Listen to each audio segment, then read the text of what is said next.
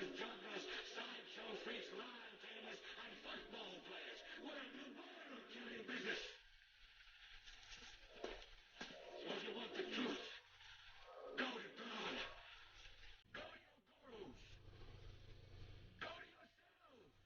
Because that's the only place you're ever going to find the real truth. And man, you're never going to get any truth from us. We'll tell you anything. We'll tell you that Kojak always gets the killer and then nobody ever gets cancer in Archie Bunker's house. And no matter how much trouble the hero is in, don't worry, just look at your watch. At the end of the hour, he's going to win. We'll tell you any shit you want to hear. We did. I've got one that can see. I'm the idiot box. I'm the TV. I'm the all-seeing eye and the world of the cathode ray. I'm the boob tube. I'm the little shrine the family gathers to adore. Hello and welcome to Awake in the Age of Revealing. This is Doug Michael. It is April 1st, 2014 at the time of this recording. The title of today's segment is The Psychological Manipulation of Human Consciousness, Television, and Mass Media. And this is part one. In part two, I'm going to get into dealing with psychotropic and SSRI drugs, another way in which the consciousness of humanity is manipulated.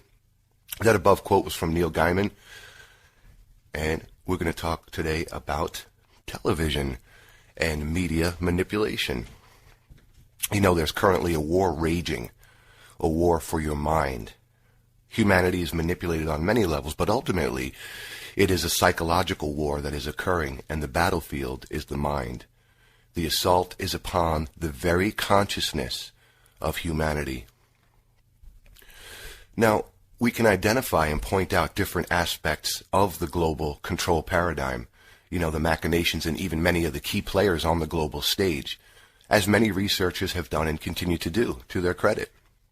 You know, we can point out the unjustified wars, the failing global economy, the secret societies and the international banking networks that orchestrate the direction of the world from the shadows. We can point out the bloodline families that operate from behind the scenes and even trace the lineage of those bloodlines back to the ancient world, as many have done. We can expose the corporate apparatus that seems to be tightening the noose by the day by doing the bidding of the global so-called elite. For instance, Monsanto, this company that is genetically modifying the entire food supply. Their genetically modified crops affect the DNA of people that consume them. And this is a notorious entity. I recommend you look into it if you're not already aware of this subject. You know, we can take apart the official story of the latest false flag operation. Sandy Hook, for instance, or the Boston bombings. These events happen, and the media carnival that ensues, you know, so many times you could take apart the official story instantly because it's nothing but nonsense from start to finish. You know, we can bring to public awareness the latest laws and legislation that destroys basic human freedom. For instance, the NDAA, National Defense Authorization Act. If you're not familiar with that, I recommend you look into that too, because now an American citizen can be disappeared, taken from the street, no trial, no due process, and locked away indefinitely. We need to be paying attention to these things. Look at the gun grabbing, particularly in Connecticut, in the wake of this ridiculous fiasco, the Sandy Hook thing. Now they're taking people's guns away in droves, and then, you know, a lot of people in Connecticut are flat out refusing to register their firearms and give them up. We could point out the growing surveillance grid that is unfolding everywhere. Geez, everywhere you go, you are on camera. Look at the NSA spying now, all this legislation being pushed through where they could just monitor every cell phone call, monitor every text message, monitor every email. You know, and I've heard people say, well, if I'm not doing anything wrong, what the fuck is that? No, if I'm not doing anything wrong, I deserve to not have my privacy violated. You know, we can even point to the fact that we allow TSA goons to molest young children and the elderly at airports, all in the guise of keeping us safe from the evildoer bad guys, right? Look at the complete militarization of the police and the massive rise in brutality in which innocent people are beaten, even oftentimes executed. This has reached unprecedented levels, and the cops that were responsible for these actions, many times they're acquitted. They just walk. They murder someone who's innocent and walk. No charges. The fact that so many accept this growing police state, the injustice, and the abject tyranny without protest or without even a second thought is a clear picture of just how far we've fallen. We live in a modern-day version of ancient Rome just prior to its collapse. Ultimately, however, the manipulation is psychological in nature, and this social engineering and restructuring of consciousness itself is done through countless methods. Now, we're bombarded in three primary ways in this control paradigm. I've mentioned this before, but it bears repeating here.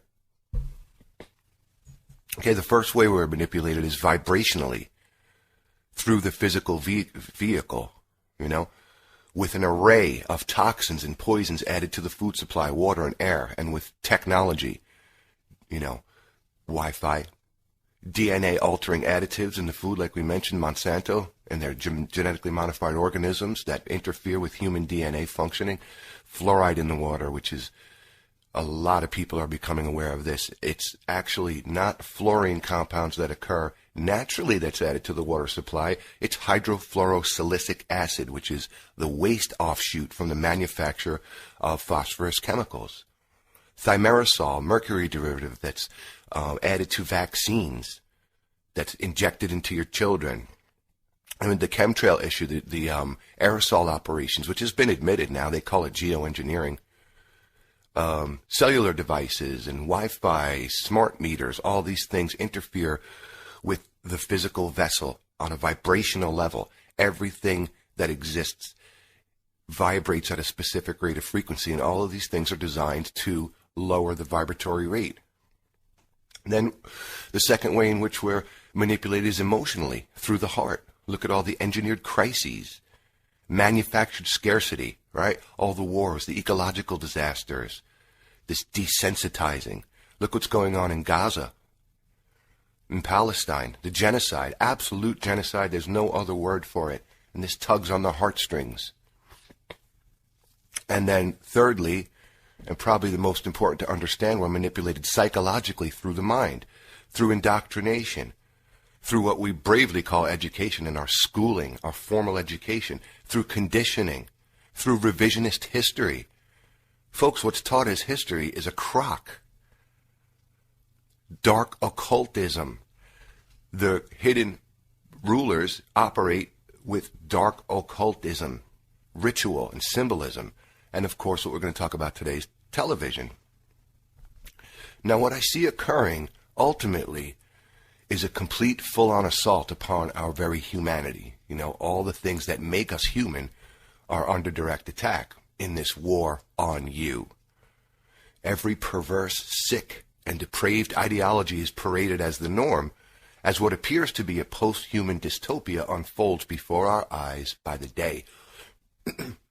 While the majority of people ignore what moves all around them, choosing instead to remain in a disconnected state of cognitive dissonance and willful ignorance.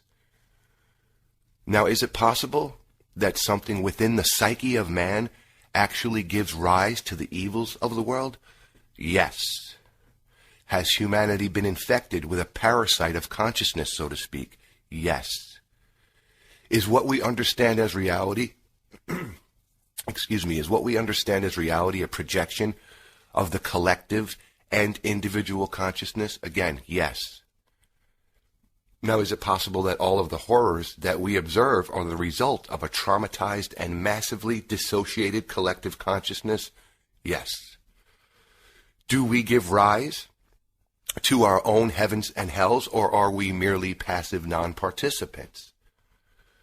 Now, this control system wants you to be a passive non-participant. The greatest minds that have ever lived made a definitive connection between the collective unconscious mind and the outer world of manifested reality. Indigenous peoples and shamans, the great philosophers, psychologists, and even modern-day quantum physicists have all understood this. Thought creates, and our consciousness and the world that we perceive and experience are intimately connected. We are manipulated to perceive and identify with reality in a certain way, the way that benefits the hidden controllers. The outer world of manifested reality is a projection of the collective consciousness. Now, those that rule from the shadows are well aware of this, and they are expert in manipulating human consciousness to collectively project the reality that they prefer, which is one of discord, imbalance, and disharmony. Now, does the outer reflect the inner? Do we unknowingly create the mirror for ourselves to observe as it reflects back to us all that needs healing? Again, I would say absolutely yes to both of those questions. Now, is it man's true purpose to act as co-creator, or is it merely his plight to be dragged along for the ride? Now, I suggest that the hidden persuaders are devoid of the creative human element, and therefore manipulate human consciousness to collectively project and create the reality that they prefer. In his book, Anvil of the Psyche, author Thomas Sheridan spelled it out perfectly when he stated, "This non-material aspect of our personal identity, consciousness, is a double-edged sword. It has the potential to either create through personal intention or to be manipulated to create what an exterior influence requires of our intention." Absolutely, he was right. Now, television is perhaps the most powerful tool of psychological manipulation ever invented. TV literally shapes the opinions, indeed the very reality of frighteningly high numbers of people. In fact, according to Nielsen, the average American watches 4 hours of television per day. Now, if the average person lives to the age of 65, they would have spent roughly 9 of those years watching TV. Could you imagine? Almost a decade basically wasted. Now, I'll make it clear right here, I have nothing against TV or those that watch it all the time. It's not the medium. Okay, I'm not encouraging anyone to stop watching this medium altogether. However, I think that it's important to understand that technology is a double-edged sword that can either be used for upliftment, education, prosperity, etc., or it can be used in a negative way to destroy, persuade, distract, control, or for psychological manipulation. And TV has done its job very well in that regard. Again, it's not the medium itself. It's how it's being used and by whom that should be questioned and understood. Of course, our greatest advancements in technology seem to have come in the form of weapons of mass murder and destruction. Now, the potential of television to manipulate consciousness was discovered as early as 1948, and simply observing today how comprehensively people are conditioned by what they see and hear on TV clearly demonstrates the control that this medium has over the mass majority. Now, the words television and program